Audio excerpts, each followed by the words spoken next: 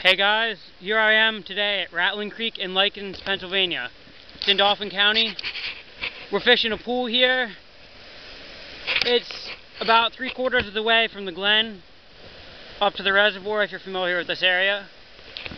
We got the channel splits, comes back together, and we have a pool here about 6 foot deep with some good current in it. I'm fishing here with my friend Joe. He's just chilling in his mat. And today I'm going to share with you some of my thoughts about nymphing, which has a lot of controversy lately with different methods. It's one of the most popular methods right now.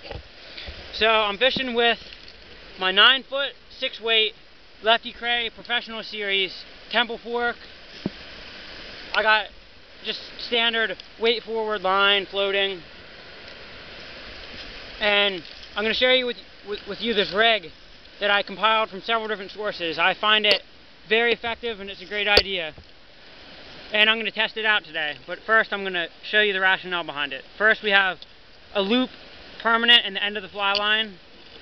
Then we have a piece of 8 foot fluorocarbon, or 8 pound fluorocarbon, which is about 4 foot long.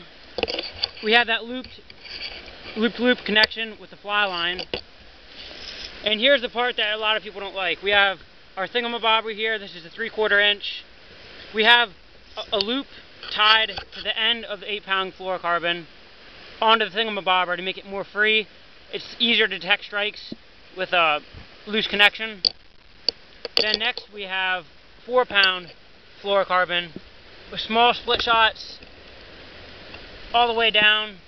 This is about a 6 foot piece, and it ends, and this camera probably can't really see it too well, but we have ourselves Jordan's Glow.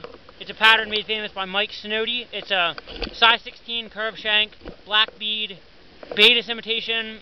Very good pattern. I'd recommend getting his video. It's great. It's about fly fishing on Clark's Creek, and it shows his patterns and how he ties them. But yeah, that's the rig. And the rationale behind it is, when you fish areas like this, the current is always faster on the top than near the bottom.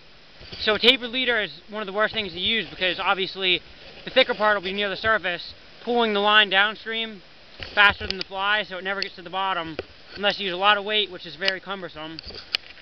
And with the thingamabobber, the fly will be right below the indicator, and it'll be suspended. The only thing about that is, if you fish deeper or shallower water, you have to adjust, which isn't very hard. And we actually have a knot tied. You can find it on the internet. It's guaranteed to keep the fly horizontal. All you do is put the line through the top of the hook eye, tie a slip knot, and it supports the fly on both sides. That way it's horizontal. Because with just fishing conventional tackle, 90% of the times, not only does the fly rarely get near the bottom, it also is vertical, which looks very unnatural. I mean, a nymph is always tumbling in the water anyway, but the horizontal presentation will catch a lot more selective trout. Yep, so that's just about everything, and we're going to try this rig out in this pool next. Thanks for watching.